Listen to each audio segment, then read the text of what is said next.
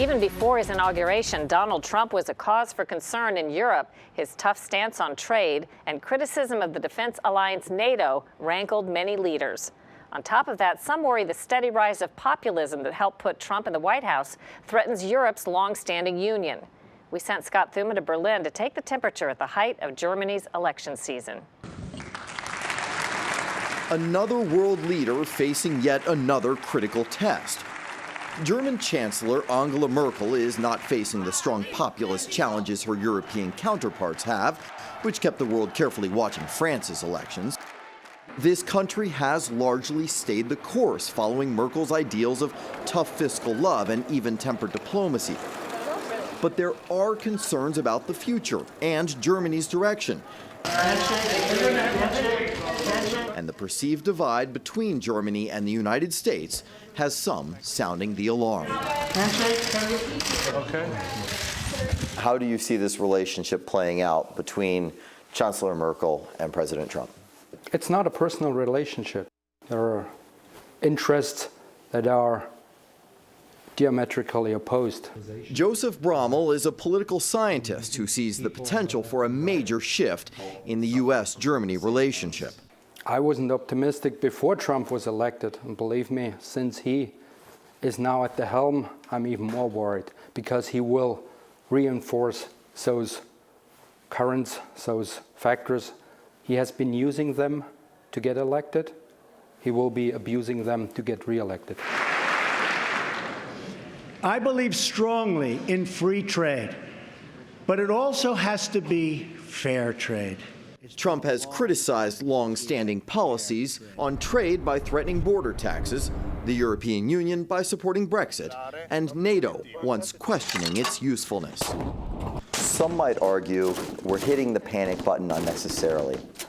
He's sorting out these relationships, learning how to deal with someone like Chancellor Merkel, for example. Aren't we just, Chicken Little saying the sky's falling, but it's not? Donald Trump is not the major problem. What worries me are the currents, the forces that brought him into power. America is in trouble for some time before Trump. He didn't just fall out of the blue sky. There are reasons for his elections.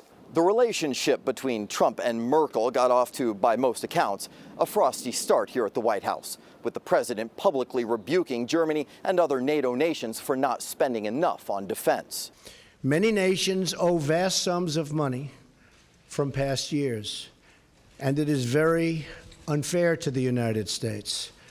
These nations must pay what they owe. But to some, like Burkhard Draeger, who was a member of Merkel's party, getting Europe to pay more toward the common defense of NATO countries wouldn't be such a bad thing. Tell me something that you already like about this Trump presidency.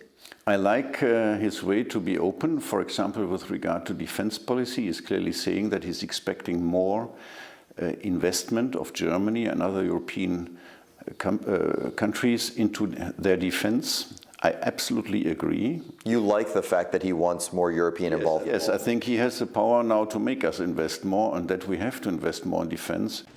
Merkel has pushed back at Trump, suggesting their differences are not just about spending on defense, but development aid too, saying hers is a more comprehensive approach.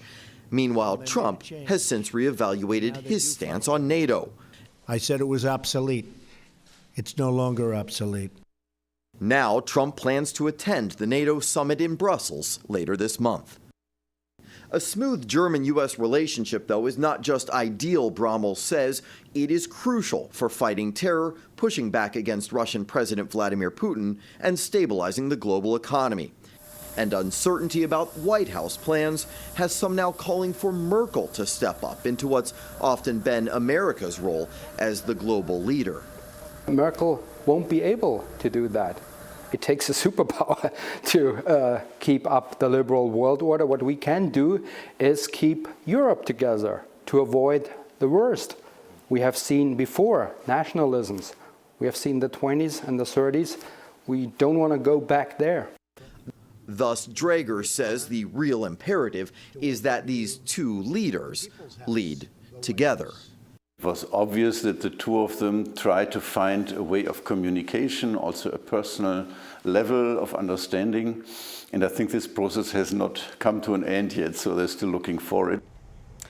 And Draeger adds that this is a long-standing relationship. It was forged by the assistance the U.S. gave Germany after World War II and throughout the Cold War. So he says the partnership won't be heavily impacted by any single president or single chancellor. Nonetheless, he said it could also serve to be a pretty unwelcome headache for Merkel, all of this strain, as she heads into re-election campaign mode this fall. I'll bet. Thanks so much, Scott.